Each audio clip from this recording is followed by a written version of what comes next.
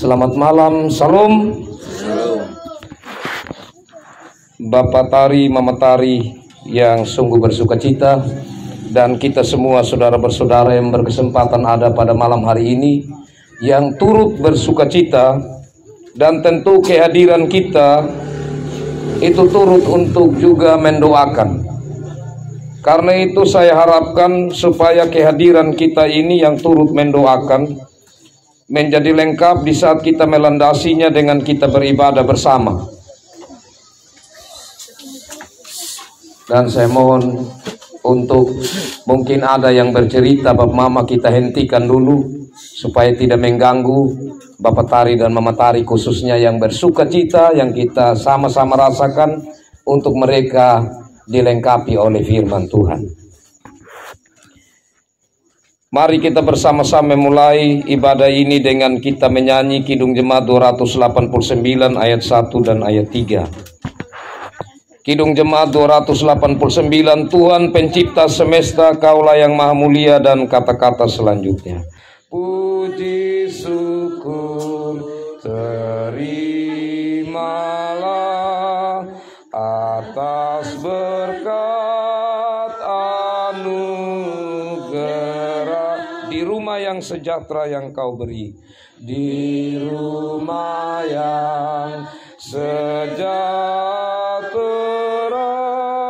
yang Kau beri. Kita berdoa. Saat ini kami datang ke hadapan hadirat-Mu, ya Allah Tritunggal, Bapa, Anak, Roh Kudus. Ya Allah pencipta, pemilik, dan penyelenggara hidup ini, yang senantiasa menyelenggarakan kehidupan milik kepunyaan-Mu ini dengan kuasa dan kasih-Mu.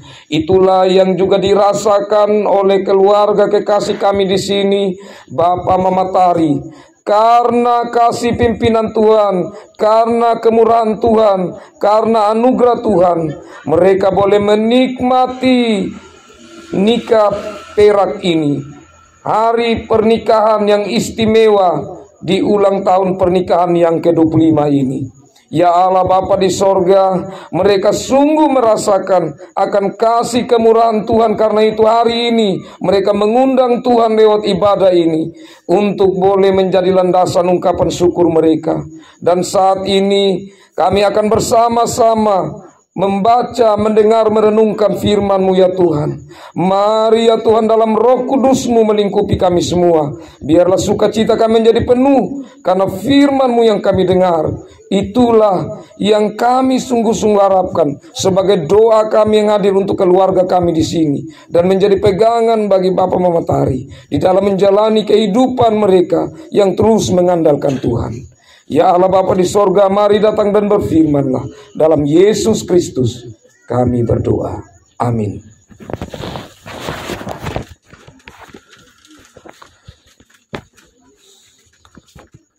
Saya pilih bagian firman Tuhan dari 1 Korintus pasal 13 ayat 7 dan ayat 8.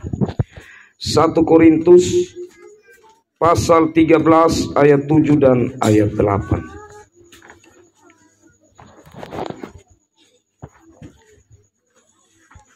Demikian bunyi sabda Tuhan. Ia, dalam hal ini kasih menutupi segala sesuatu, percaya segala sesuatu, mengharapkan segala sesuatu, sabar menanggung segala sesuatu. Kasih tidak berkesudahan, nubuat akan berakhir, bahasa roh akan berhenti, pengetahuan akan lenyap.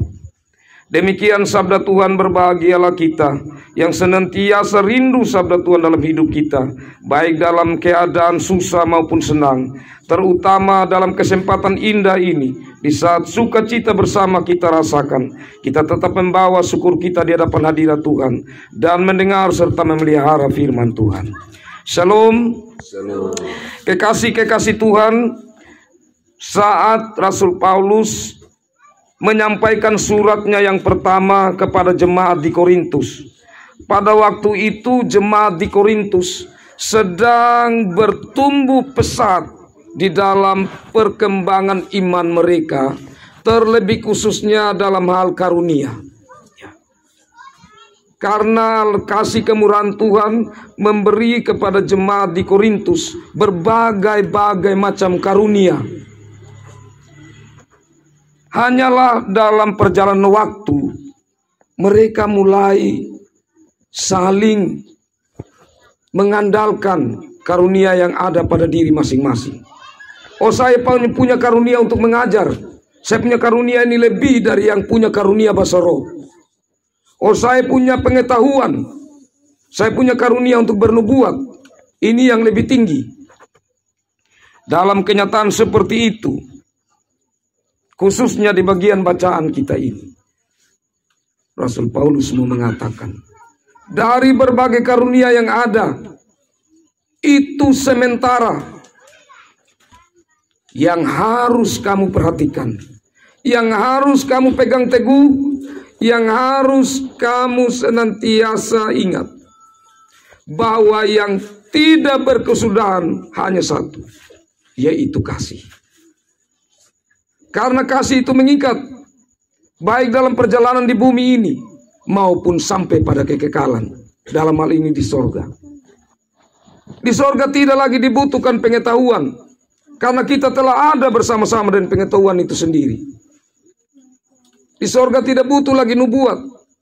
Yang dibutuhkan di sorga adalah kasih. Karena itulah maka kasih itu kekal. Dan di sini dari berbagai hal yang disampaikan tentang kasih, saya mengambil hanya khusus di ayat 7 dan 8 bagian A.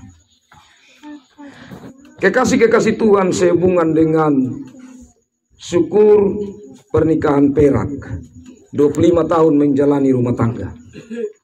Ini bukan sekedar pencapaian waktu. Oh, sudah 25 tahun. Bukan itu yang utama.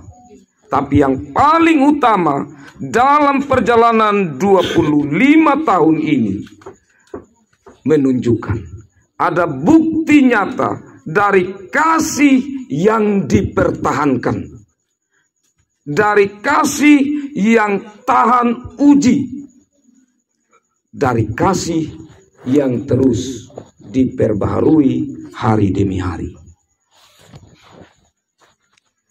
Kita melihat yang pertama, kasih menutupi segala sesuatu.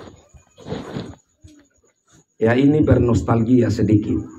Bapak Tari, Mama Tari mengingat kembali saat masa-masa pacaran. Biasanya waktu masa pacaran itu, kekurangan itu bisa jadi kelebihan. Waktu pacaran. Jadi kalau seorang itu dia marah-marah, yang satu dia senyum-senyum saja.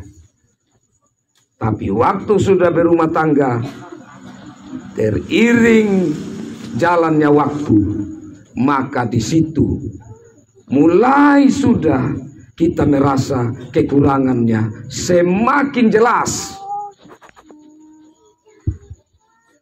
Tapi kekasih-kekasih Tuhan dalam kekurangan masing-masing, kenapa bisa sampai mencapai 25 tahun? Itu karena kasih menutupi segala sesuatu. Dan ini bukan sekedar kasih yang muncul dari perjuangan diri sendiri, tapi karena Tuhan dalam Roh Kudus yang menolong, sehingga saat yang satu punya kekurangan, yang satu bisa memahaminya, meskipun itu pikul salib. Jadi tidak gampang untuk memahami satu dan lain, untuk menutupi kekurangan yang ada. Dan saya ini kebetulan berteman di Facebook dengan Bapak Tari, Mama Tari. Karena Bapak Mama sekarang ini, aduh, gawat. Ada yang masalah rumah tangga, langsung kekurangan dia punya pasangan, langsung melayang di Facebook kalau marah. Langsung muncul memang. Dan di Facebook itu terlalu banyak dokter-dokter ajaib. Langsung memang inbox. Ada masalah apa saya? Nah, itu bahaya sudah. Itu kadang-kadang yang mengganggu perjalanan rumah tangga. Tapi kita bersyukur karena sekarang mereka sudah menunjukkan bahwa mereka melewati itu. Mereka mampu untuk menutupi kekurangan masing-masing. Apalagi sudah ada cucu, sudah semakin berhikmat. Yang berikut, kita melihat di situ kasih itu percaya segala sesuatu. Mempertahankan satu perjalanan rumah tangga sampai 25 tahun kalau tidak ada saling percaya itu sulit. Karena ada saling percaya. Ini adalah hal yang menjadi pelajaran bagi kami juga yang rumah tangga yang baru, ada yang nikah kapas, nikah besi, ini nikah perak, ini sudah pengalaman luar biasa.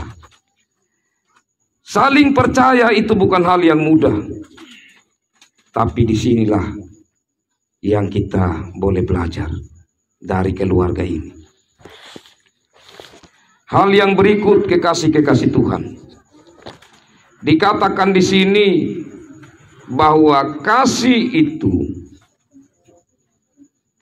sabar menanggung segala sesuatu. Ini kesabaran ini yang paling tidak mudah.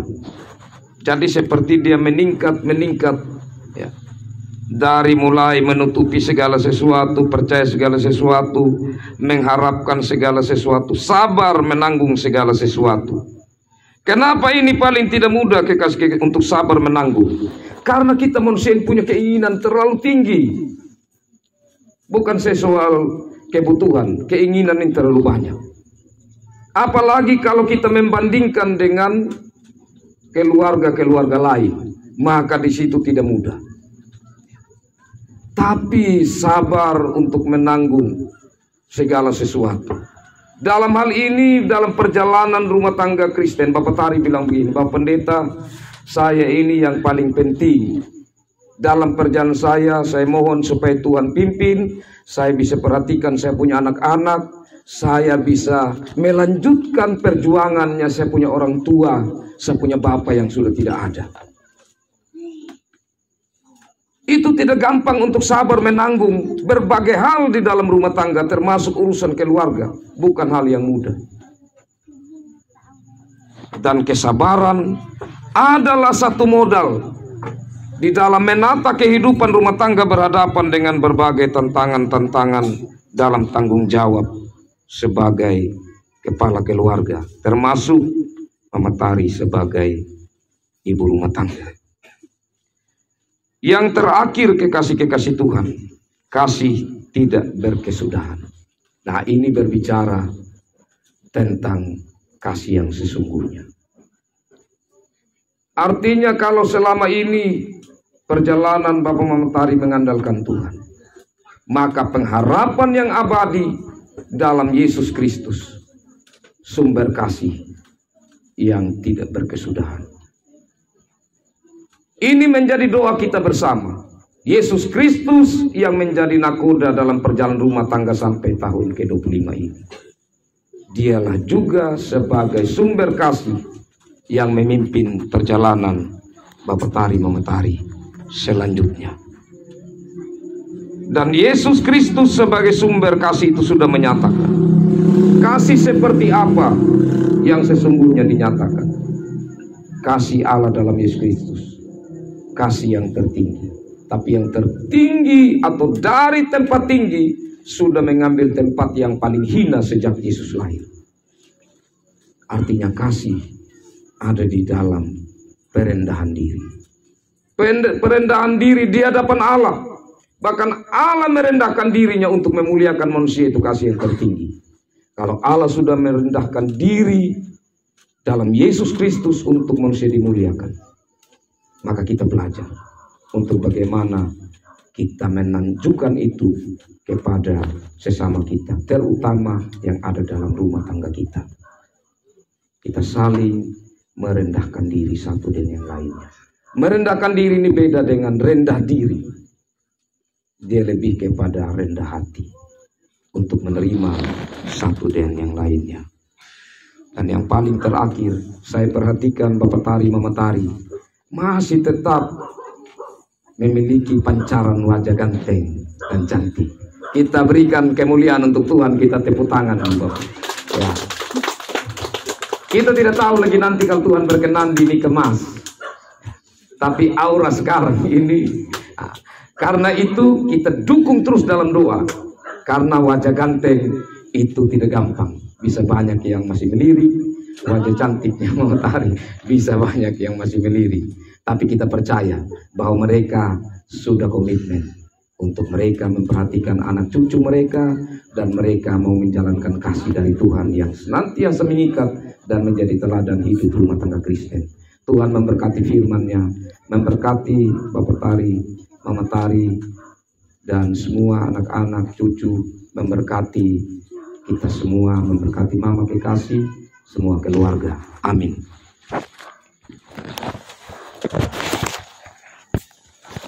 Saya ajak kita menyanyi Kidung Jemaat 318, bait yang kedua, berbahagia rumah yang sepakat, hidup sehat di dalam kasih-Mu, dan kata-kata selanjutnya. Damai kekal di dalam sinar-Mu, di mana suka duka kan dibagi, ikatan kasih semakin teguh.